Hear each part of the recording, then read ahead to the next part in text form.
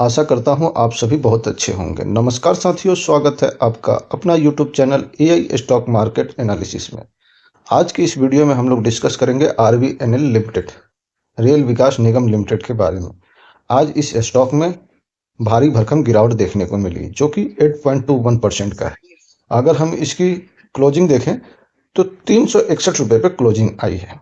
अगर पिछले 5 trading session में हम इसकी देखते हैं 13% की गिरावट हमें देखने को मिल रही है। और एक मंथ के ट्रेडिंग चार्ट पे हम देखते हैं तो इसमें 22.5% का डाउनफॉल देखने को मिल रहा है। और यहीं पे अगर पिछले 6 मंथ में बात करें तो लगभग 42% यानी ज़बरदस्त गिरावट देखने को मिल रहा है। और इस मार्केट में अगर 42% भी कोई स्टॉक टूटा है तो बहुत ज़्यादा नहीं कहेंगे। ऐसा क्यों कह रहा हूँ, आप कई स्टॉक उठा के देख सकते हैं। और यहीं पे पिछले 1 साल के चार्ट हम अगर एनालिसिस करते हैं तो ये बहुत बेहतरीन देखने को मिल रहा है, विशेष करके आरबीएनएल का। इसमें अभी भी 63% का गेन देखने को मिल रहा है। तो इस वीडियो में हम लोग आगे बढ़े इससे पहले आप लोगों से रिक्वेस्ट है कि कृपया हमारा कंटेंट पसंद आ रहा है आपको तो चैनल को सब्सक्राइब करें और बेल आइकन को प्रेस करें ताकि हमारी हर एक वीडियो की नोटिफिकेशन आप तक पहुंच सके, जिससे आपका और हमारा संवाद डायरेक्टली बना रहे। तो इसके साथ साथ एक डिस्क्लेमर भी दे दूं आप लोगों को कि मेरे तरफ से कोई बाई सेल का रिकमेंडेशन नहीं है। ये वीडियो सिर्फ और सिर्फ एजुकेशन पर्पज के लिए बनाई जा रही है। और ये स्टॉक मीन्स बोले तो आरबीएनएल ये मेरे पर्सनल पोर्टफोलियो में शामिल है। चाहे तो आप शॉर्ट्स वीडियो वॉच करके देख सकते हैं। तो चलिए देर ना करते हुए चलते हैं सीधे अपने टॉपिक पे। तो इससे पहले हम जरा निफ्टी का अपडेट ले लेते हैं। तो साथियों, ये निफ्टी का वीकली टाइम फ्रेम पे हमने चार्ट ओपन कर रखा है और मार्केट में अभी जो नेगेटिव सेंटीमेंट चल रहा है उसके वजह से आज निफ्टी में ज़बरदस्त गिरावट देखने को मिली। ये लगभग 1.5% के आसपास में गिरावट आज देखने को मिली है। निफ्टी की आज क्लोजिंग आई है 23,085 पे। और जैसे कि हम लोग हर एक सेशन में डिस्कस करते हैं कि निफ्टी में एक डब्ल्यू पैटर्न क्रिएट हो रहा है। अब ये देखते हैं निफ्टी का जो डाउनफॉल है ये तो अपने सारे सपोर्ट को अभी तक तो आज के ट्रेडिंग सेशन में सब तोड़ते हुए नजर आ रहा है। और रेजिस्टेंस की तो बात ही करना हम लोग भूल गए हैं। और ये गिरावट कहाँ तक जा रही है, 22,600 का एक इम्पोर्टेंट सपोर्ट है। देखते हैं यहाँ पे आके रुकती है या फिर गिरावट और आगे बढ़ रहा है। लेकिन जैसा कि अभी हमारे सामने इवेंट है 1 फरवरी को बजट, और इसके बाद 6 फरवरी को आरबीआई की जो पॉलिसी आनी है, जो हमारे नए गवर्नर संजय मल्होत्रा जी हैं उनकी पॉलिसी आने वाली है। तो बहरहाल अभी तो सपोर्ट काफ़ी दूर दिख रहा है, लेकिन आज की तरह अगर गिरावट हमें 2 ट्रेडिंग सेशन में देखने को मिली तो वो सपोर्ट भी किसी काम के नहीं रहेंगे। लेकिन निफ्टी में जो गिरावट कंटिन्यू देखने को मिल रहा है इसमें एक बाउंस बैक देखने को बहुत जल्द ही नज़र आएगा। तो देर ना करते हुए चलते हैं हम सीधे अपने स्टॉक पे। निफ्टी की बस यही ताज़ा तरीन खबर है कि ये इसमें जो डाउनफॉल देखने को मिल रहा है ये भी कंटिन्यू है और हो सकता है कुछ दिन और देखने को मिले। ये कोई बड़ी बात नहीं है और इससे निराश होने की ज़रूरत नहीं है। हाँ, ये एक अपॉर्चुनिटी है लॉन्ग टर्म इन्वेस्टमेंट के लिए, जो व्यक्ति लगभग 1 साल पहले इन्वेस्टमेंट नहीं कर पाया था उसको एक यहाँ पे अच्छा खासा डिस्काउंट मिल रहा है। निफ्टी का टारगेट भी निकल के आया है, अभी आप लोग को देखने को मिलेगा, जो कि 30,000 के आसपास में है। तो चलिए चलते हैं सीधे आरबीएनएल के स्टॉक पे। तो आरबीएनएल का आज हम लोग डीपली एनालिसिस करेंगे। सबसे पहले हम इसका फंडामेंटल देखेंगे, इसके बाद टेक्निकल, देन प्राइस एक्शन। तो स्टार्ट करते हैं वीडियो। इससे पहले सबसे पहले हम देख लेते हैं कंपनी का मार्केट कैप। तो आरबीएनएल का मार्केट कैप है 74,633। स्टॉक का करंट पी 58.3 है। जो स्टॉक कभी 90 से प्लस में चला करता था उसकी हालत देख लीजिए, आज 58 पे है। अभी इसमें थोड़ा बहुत करेक्शन और होंगे जो कि आगे हम लोग चार्ट पे डिस्कस करेंगे। और इंडस्ट्रीज पी जो है 23.1 का है। आरओसी 18.7 का है और आरओई 20.4 का है। ये इस स्टॉक को अट्रैक्टिव बनाता है, जो कि आरओसी और आरओई 15 से प्लस में है, यानी 15 से ऊपर है, वो स्टॉक क्वालिटी लायक है। करंट प्राइस तो हम लोगों ने देख लिया। वहीं बुक वैल्यू 38.1 का है और हाई 647 का और लो 204 का है। डिविडेंड यील्ड 0.59 का है। कंपनी की फेस वैल्यू 10 का है। यहीं अगर कंपनी के ऊपर कर्जा कितना है ये देखते हैं हम, तो 5,442 करोड़। वहीं कंपनी के पास कैश 4,313 करोड़, यानी जो कैश अवेलेबल है उससे 1,000 करोड़ ज़्यादा है कंपनी के ऊपर कर्जा। यहीं स्टॉक के चार्ट को अगर हम एनालिसिस करते हैं तो चार्ट में हमें जो ब्लैक कलर की लाइन दिख रही है ये 200 डीएमए है और पीली कलर की जो लाइन दिख रहा है ये 15 डीएमए है। तो दोनों से नीचे ट्रेड करता हुआ स्टॉक नज़र आ रहा है। ये 5 साल के रिटर्न हम देख रहे हैं। और अगर 10 साल पे भी देखते हैं तो वही कंडीशन है, 3 साल पे भी सेम कंडीशन है, 1 ईयर पे भी सेम कंडीशन है। और यही पी रेशियो अगर हम देखते हैं पिछले 5 साल का, तो स्टॉक का मीडियम पी 8 का निकल के आ रहा है पिछले 5 साल का अगर हम देखते हैं, और अभी चल रहा है ये नियर अबाउट 60 के आसपास में, तो बहुत एक्सपेंसिव दिख रहा है। और यहीं अगर 10 साल का देखें तो 10 साल का मीडियम पी 7.7 का है। और अगर 3 साल पे देखते हैं तो 3 साल का मीडियम पी 20 का है। और अगर 1 साल का देखते हैं हम तो 1 साल का मीडियम पी 67.4 का है, जो करंटली 60 से नीचे ट्रेड करता हुआ दिख रहा है। तो 1 साल में तो ठीक है इन्वेस्टमेंट के लिहाज से, अगर शॉर्ट टर्म के लिए कोई पोजीशन बनाए तो, लेकिन 3 साल 5 साल और 10 साल में कंपनी एक्सपेंसिव नज़र आ रही है। यही कंपनी के कुछ प्लस पॉइंट है और कुछ नेगेटिव पॉइंट है। नेगेटिव में 3 पॉइंट है और पॉजिटिव में 2 पॉइंट है। Company has been maintaining a healthy dividend pay out 33.4% and company medium sale growth is 26.2 of last 10 year. तो ये बहुत बढ़िया बात है। नेगेटिव भी है, आप चाहें तो रीड कर सकते हैं। मैं एक एक अगर रीड करूं तो वीडियो काफ़ी लंबी हो जाएगी, इसलिए इन सब चीज़ों का भी ध्यान रखना पड़ता है। और अगर पेयर कंपनी देखें तो 7 कंपनी है, जिसमें नंबर 1 मार्केट कैपिटलाइजेशन के हिसाब से आरबीएनएल है। और अगर पी देखें तो सबसे महंगी कंपनी आरबीएनएल नज़र आ रही है। यही प्रॉफिट ग्रोथ देखें तो अभी फिलहाल माइनस में नज़र आ रहा है एंड सेल ग्रोथ भी माइनस में नज़र आ रहा है आरबीएनएल का। यही अगर क्वार्टरली रिजल्ट देखते हैं कंपनी का, तो क्वार्टर मार्च 2024 का जो रिजल्ट कंपनी ने पब्लिश किया था, यानी पिछले साल के चौथे क्वार्टर का, उसमें ज़बरदस्त सेल कंपनी का था 6,701 करोड़, जो कि इस साल के फर्स्ट क्वार्टर में डाउन हमें देखने को मिला 4,064 करोड़, यानी लगभग 2,700 करोड़ डाउन हो गया। अभी जो सितंबर में यानी सेकंड क्वार्टर का जो रिजल्ट आया था, इसमें एक ठीक ठाक बढ़त देखी गई, वो भी क्वार्टर ऑन क्वार्टर। और ईयर ऑन ईयर अगर हम देखते हैं तो ये थोड़ा सा डाउन कहेंगे, 4910 करोड़ एंड 4870 करोड़, लगभग 40 करोड़ का डिफरेंस है। यहीं पे अगर कंपनी का सेल थोड़ा सा क्वार्टर ऑन क्वार्टर जंप किया, तो उसकी जगह पे एक्सपेंस भी देख पा रहे हैं कि जंप किया है। मेन चीज़ होता है कंपनी की नेट प्रॉफिट, कंपनी क्या निकाल रही है। तो हमें जैसा कि देखने को मिल रहा है, सितंबर 2023 में 370 करोड़ था, और इस साल जो कंपनी ने लास्ट रिजल्ट जारी किया था सेकंड क्वार्टर का, उसमें 303 करोड़ है। तो ईयर ऑन ईयर थोड़ा डाउन है और क्वार्टर ऑन क्वार्टर बढ़त है, जो कि इसके ईपीएस पे भी नज़र आ रहा है। ईपीएस अभी करंटली 1.45 का है, जो पिछले क्वार्टर में 1.4 का था, और पिछले साल इसी क्वार्टर में 1.77 का था। तो ईयर ऑन ईयर डाउन है और क्वार्टर ऑन क्वार्टर बढ़त में है। यहीं अगर हम देखते हैं दिसंबर का रिजल्ट, चूँकि पिछले साल क्वार्टर 3 और इस साल क्वार्टर 3 का कंपेयर के लिए हम एक उदाहरण के तौर पे लेते हैं, तो जैसा कि हम देख रहे हैं मार्च में कंपनी का 2023 में भी रिजल्ट बढ़िया आया था,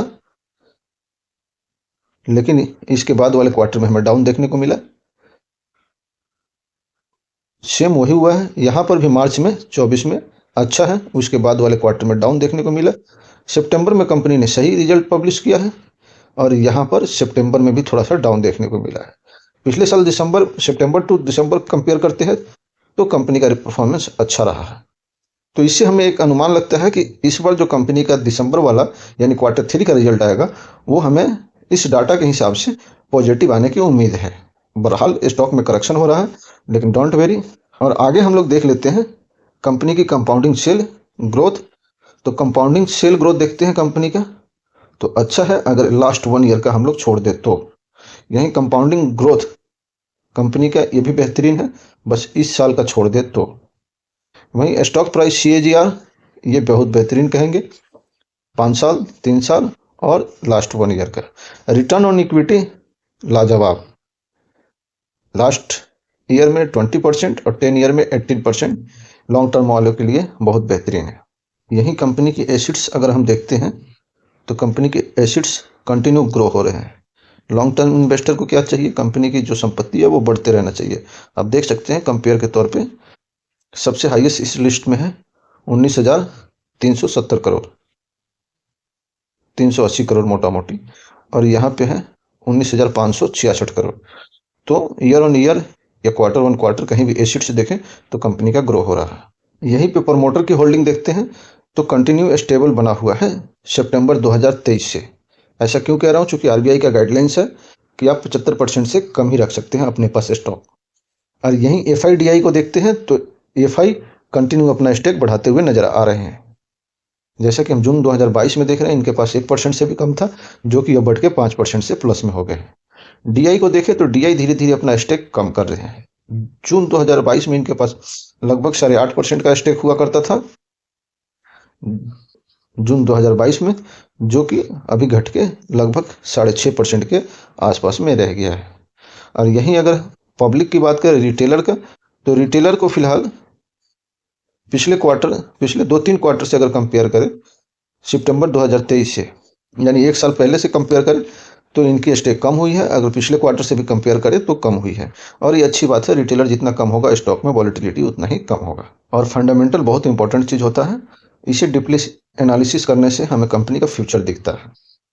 तो एक बार फिर से वीडियो के रनिंग में मैं आप लोगों से रिक्वेस्ट करना चाहूँगा, अगर आप चैनल पे फर्स्ट टाइम विजिट किए हैं तो कृपया चैनल को सब्सक्राइब करें और बेल आइकन को प्रेस करें, ताकि आपका और हमारा संवाद डायरेक्टली होता रहे। और स्टॉक के बारे में किसी भी तरह की इंक्वायरी के लिए आप कमेंट कर सकते हैं, जो कि आपको क्विक रिस्पॉन्स मिलेगा। और मार्केट तो अभी नेगेटिव चल रहा है, पोर्टफोलियो लगभग 4% 5% डाउन सबकी है। आपका क्या अपडेट है कृपया कमेंट करके बताएं। और अब हम लोग देख लेते हैं म्यूचुअल फंड का डाटा। तो म्यूचुअल फंड का डाटा जो हमें देखने से पता चल रहा है कि जून 2024 में म्यूचुअल फंड से खरीदारी हुई थी, अगस्त में सेलिंग हुई है, सितंबर में भी सेलिंग नजर आ रहा है, अक्टूबर में बाइंग है, एंड नवंबर में भी सेलिंग हमें देखने को मिला है, और दिसंबर का डाटा अभी अपडेट नहीं हुआ।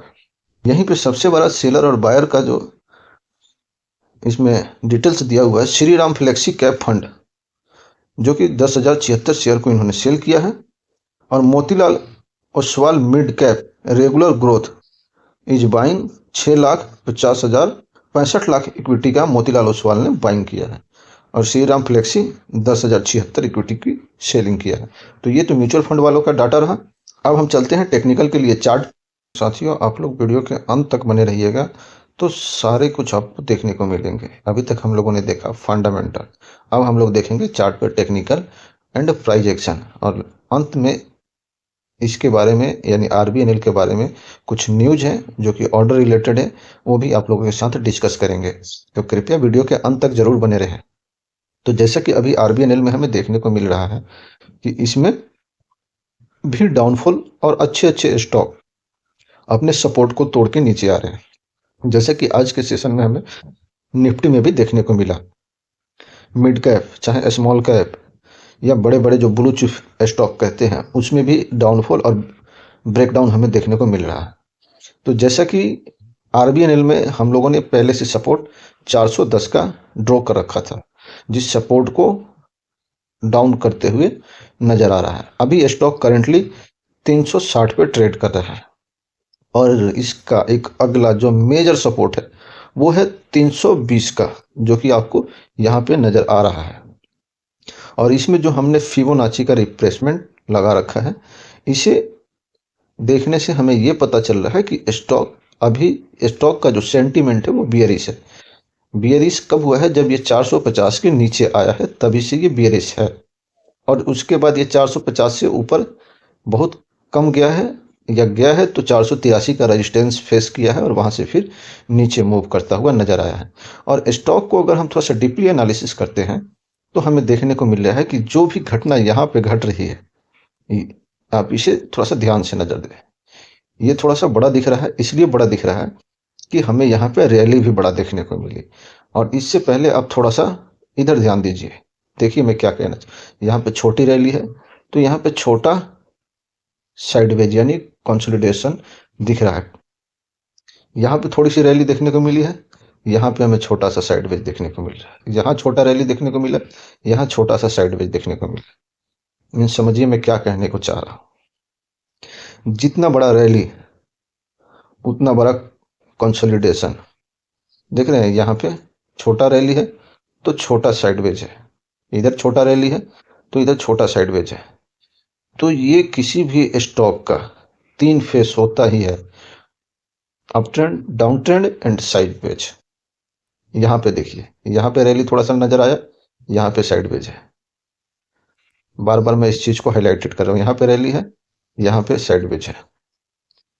तो और ये कब से कब तक है, आप इसकी टाइमिंग देखिए। चलिए हम सिर्फ और सिर्फ इसका एनालिसिस कर लेते हैं, ज़्यादा दूर नहीं चलेंगे। सिर्फ यहाँ से यहाँ तक का हम देखते हैं फिगर। ये जो ट्रेंड देखने को मिला है हमें, सिर्फ इसकी बात कर रहे हैं, इस ट्रेंड की बात कर रहा हूँ मैं। ये मई में हमें देखने को मिला है 2023 के, और ये साइडवेज कब तक चला है, अगस्त तक। जून जुलाई अगस्त यानी 3 महीना चला है। फिर सितंबर में ये रैली देखने को मिला है, और फिर दिसंबर तक हमें साइडवेज देखने को मिला।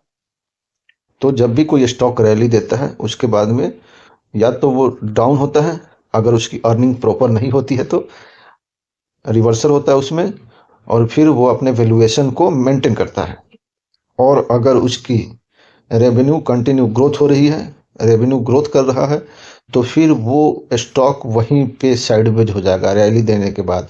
जैसे कि मैं उदाहरण के तौर पे कई स्टॉक का नाम बता सकता हूँ, आपको चार्ट पे ले जाऊंगा, दिखाऊंगा, तो फिर उसमें काफ़ी लंबी वीडियो हो जाएगी। तो इसलिए आप चाहे बीबीएल का चार्ट उठा के देख लीजिए, एलएनटी का चार्ट उठा के देख लीजिए, और ये सब वही स्टॉक बता रहा हूँ जिसको मैं खुद अपने पोर्टफोलियो में ऑन करता हूँ। चाहे तो आप शॉर्ट्स वीडियो जाके देख सकते हैं। इसमें थोड़ा सा डाउनफॉल करेक्शन इसलिए देखने को मिल रहा है कि कंपनी क्वार्टर ऑन क्वार्टर तो रिजल्ट अच्छा आया है सेकंड का, लेकिन ईयर ऑन ईयर थोड़ा सा डाउन है। तो थोड़ा सा डाउन होने का मतलब क्या हुआ, कंपनी की वैल्यूएशन महंगी हो गई, तो वो करेक्शन करके वैल्यूएशन अपना बराबर करेगी, कोई भी स्टॉक हो, जो कि यहाँ पे हो रहा है। तो अगला सपोर्ट हमारे लिए है 320 का, ध्यान रहे इस बात का। अगर आप एवरेज करना चाहते हैं तो 360 पे भी आपके लिए अच्छा अपॉर्चुनिटी है, या मैं अपने लिए कहूँ अच्छा अपॉर्चुनिटी है 360 का भी, यहाँ पर भी एवरेज किया जा सकता है। और अगर 320 के नीचे आता है स्टॉक, वैसे उम्मीद बहुत कम है, लेकिन अगर 320 को टच भी करता है तो यहाँ भी एवरेज किया जा सकता है। इसके बाद इसमें एक शार्प रिवर्सल देखने को मिलेगा, जो कि जैसे ही इसका अभी बजट है सामने, बजट में अच्छा अनाउंसमेंट होता है, रेलवे हो या डिफेंस हो, इन दोनों के लिए अच्छे अनाउंसमेंट देखने को मिलेगा, ये नोट करने वाली बात है। तो इससे इस स्टॉक में एक रैली हमें देखने को हाल फिलहाल नजर आएगा। तो आरबीएनएल के आपके पास कितने स्टॉक है इसके बारे में कमेंट करके जरूर बताएं। चलिए न्यूज हम इसका देख लेते हैं। तो साथियों, ये जो न्यूज है इकोनॉमिक्स टाइम का है। जीसीसी क्षेत्र में इंफ्रा परियोजनाओं के लिए दुबई स्थित जीवीएच इंटरनेशनल के साथ समझौता ज्ञापन पर हस्ताक्षर करने के बाद आरबीएनएल की शेयर सुर्खियों में है। अब इसमें क्या प्लस पॉइंट है कि आरबीएनएल दुबई स्थित जीबीएचआईसी के साथ साझेदारी की है। वित्त वर्ष 2025 की दूसरी तिमाही में शुद्ध लाभ में 27% की गिरावट के बावजूद 286.9 करोड़ रुपए, पिछले 2 वर्षों में आरबीएनएल के शेयर की कीमतों में 475% की वृद्धि हुई है, जिसका वर्तमान बाजार पूंजीकरण इतना है। ये काफ़ी सारे न्यूज हैं जो कि मैं रीड करूंगा तो वीडियो काफ़ी लंबी हो जाएगी। तो चलिए आज की वीडियो में बस इतना ही, यहीं पे बाइंड अप करते हैं। मिलते हैं अगली वीडियो में, तब तक आप अपना ख्याल रखिएगा। और चलते चलते एक बार फिर रिक्वेस्ट कर रहा हूँ आप लोगों से, कृपया चैनल को सब्सक्राइब करें और बेल आइकन को प्रेस करें, ताकि हमारा और आपका संवाद कंटिन्यू रहे। जय हिंद, वंदे मातरम, भारत माता की जय।